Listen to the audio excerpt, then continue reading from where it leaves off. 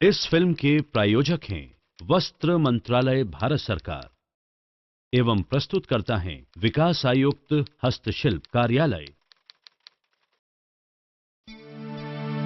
भारत के हस्तशिल्प।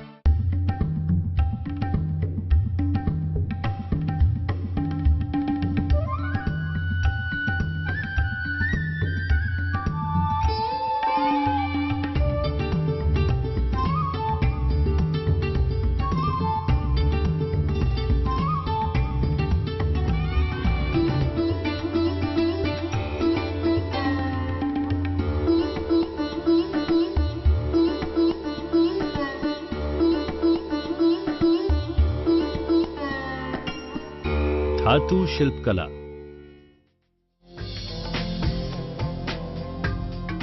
भारत में धातु शिल्प कला अपनी पारंपरिक व आधुनिक विशिष्टताओं के साथ विभिन्न रूपों में देखने को मिलती है। इनमें पीतल, बिदरी, चांदी, मीनाकारी और कुंदन आभूषणों से जुड़े ऐसे उत्पाद शामिल हैं जो शिल्पकारों की मंत्रमुग्ध कर देने वाली कला के प्रमाण प्रस्तुत करते हैं।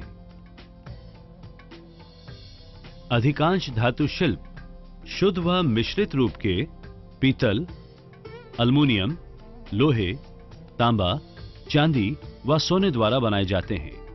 कई बार इन धातुओं को शीशे और काष्ठ जैसे शिल्प उत्पादों के साथ बड़ी निपुणता से जोड़कर भी प्रस्तुत किया जाता है। धातु शिल्प कला भारत के कई क्षेत्रों में प्रचलित है और हर क्षेत्र का अपना अनूठा पारंपरिक अंदाज है जो शिल्पकारों की जीविका का एक बड़ा साधन भी बनता है। हमारे पिताजी पहले ज्वेलरी का काम करते थे, जिन्होंने ये पीतल पे नक्काशी काम शुरू किया हुआ है। तो आजकल की जो जैसे हम अकेले काम करते तो और लोग जो आजकल के लड़के वो समझते हैं कि बहुत बारीक काम है ये नक्काशी का। पीतल के हस्तशिल्प। उत्तर प्रदेश के मुरादाबाद शहर की इन तंग और भीड़ भरी गलियों में धातु शिल्प उद्योग की विशालता बसती है। हमारी ये मुरादाबाद के इंग्रेविंग के अंदर एक अलग बोली है, उसके अंदर ही ये वर्क जो है तो अलग नाम किया जाता है। जैसे चिकन वर्क है, बारीक वर्क है और दाना वर्क है।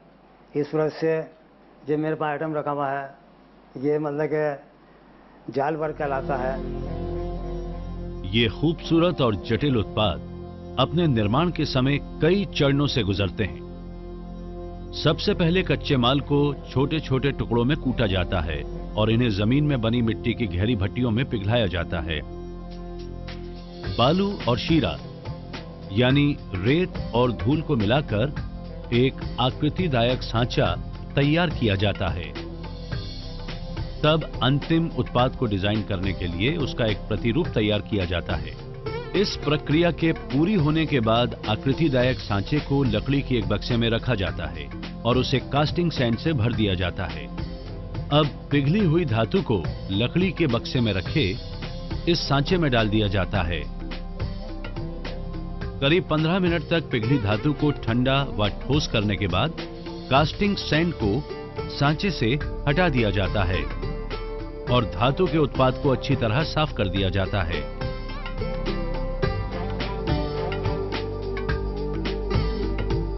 शिल्प कृतियों के विभिन्न भागों को जोड़ने की प्रक्रिया यानी कैया की जुड़ाई की जाती है।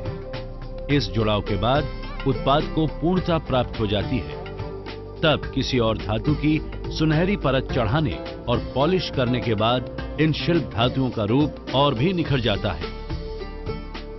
इन धातु शिल्प के उत्पादों को नक्काशीदार विभिन्न डिजाइनों से अलंकृत भी किया जा सकता है। इसके अलावा कुछ अन्य उत्पादों पर लाख युक्त खुदाई और सिया कलमकारी द्वारा एक कलात्मक विशिष्टता भी प्रदान की जाती है। धातु शिल्प का एक और दर्शनीय स्वरूप हमें लैंप, गुलदानों, मंदिर की घंटियों, कांस्य की भव्य प्रतिमाओं और मूर्तियों में देखने को मिलता है, जिससे हम अपनी अतीत की सामाजिक व सांस्कृतिक परंपराओं से परिचित होते हैं। आज पीतल की इन वस्तुओं की बढ़ती हुई मांग ने इस उद्योग को 3,500 करोड़ सालाना का व्यापार बना दिया है। आज इन्हें अमेरिका, फ्रांस, जर्मनी और संयुक्त अरब अमीरात जैसे प्रतिष्ठापित बाजारों में ही नहीं बल्कि कुछ उभरते बाजारों में भी निर्यात किया जाता है।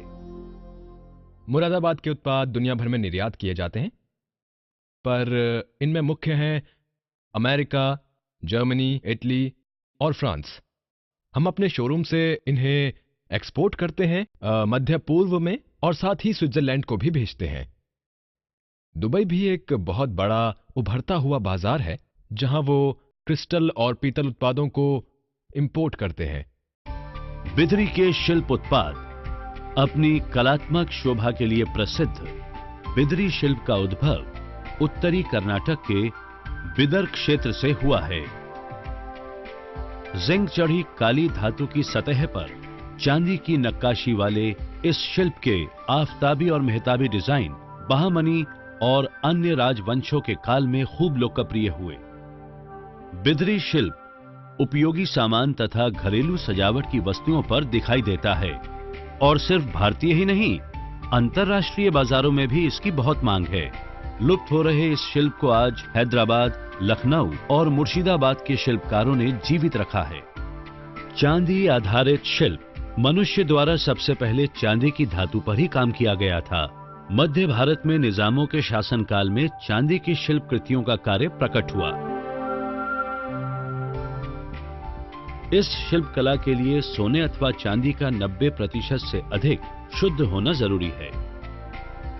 सजीली और जटिल डिजाइन वाली चांदी की एक शिल्प कृति के निर्माण में 2 सप्ताह तक लग जाते हैं।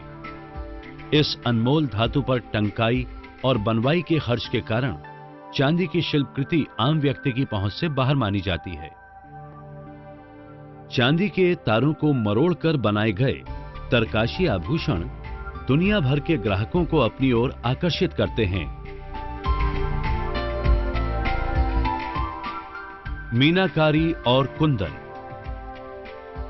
आभूषणों के साथ भारतीय महिलाओं का लगाव युगों से रहा है।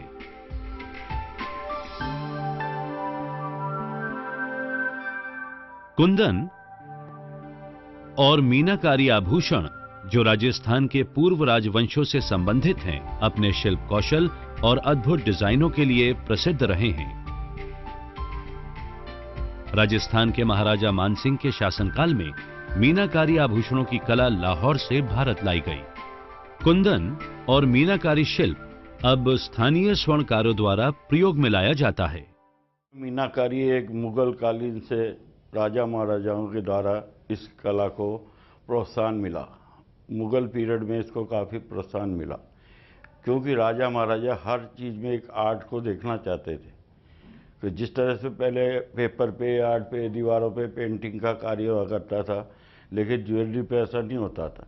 तो मुगल काल में इस कला को प्रोत्साहन मिला और जैसे कि इसके पृष्ठभाग में जड़ाऊ काम होता है, मीनाकारी भी होता है, लेकिन पीछे बैक में भी इसके बारीक फूल पत्तियों द्वारा विभिन्न प्रकार के पशु पक्षी और इनकी शिकारें, ये इस तरह से कार्य को उसको सृजन किया जाता है जो कि देखने में बहुत ही सुंदर लगती है ज्वेलरी। मीनाकारी में सोने व चांदी के आभूषणों तथा अन्य वस्तुओं पर रंगों का प्रयोग किया जाता है, जबकि कुंदन में मीनाकारी के साथ अमूल्य व अल्प मूल्य रत्नों का उपयोग किया जाता है।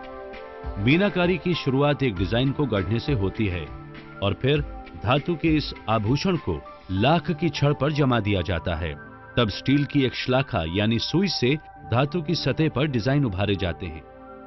इसके बाद विभिन्न रंगों वाले मीना के चूरे यानी पाउडर को पानी में डुबोने के बाद धातु के उभारे गए हिस्से पर एक स्टील छड़ से जमा दिया जाता है। इसके बाद मीना को भट्टी या तापक यानी हीटर में सुखाया जाता है। उसके बाद इसे धोया जाता है। अतिरिक्त मीना को घिसकर दूर कर दिया जाता है और अंतिम रूप से निखारा जाता है।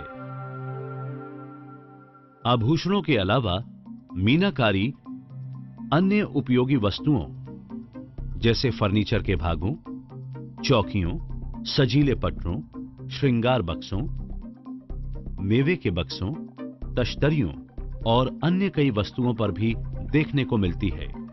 भारतीय धातु शिल्प कला के सौंदर्य और शिल्प कौशल ने दुनिया भर के ग्राहकों का मन जीत लिया है। मैं कहना चाहूंगा कि धातु शिल्प में भारत बहुत आगे है।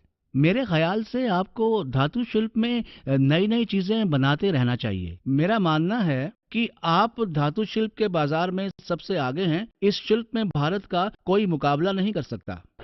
It's really beautiful actually. It's my first time here and I really like it. They are very beautiful. Everybody can see it here. Nobody has that wide variety that we have over here in India. The Indian handicrafts are beautiful. The colors, the texture, and the people. It's wonderful. हस्तशिल्प का सम्मान, हस्तशिल्पकारों का कल्याण।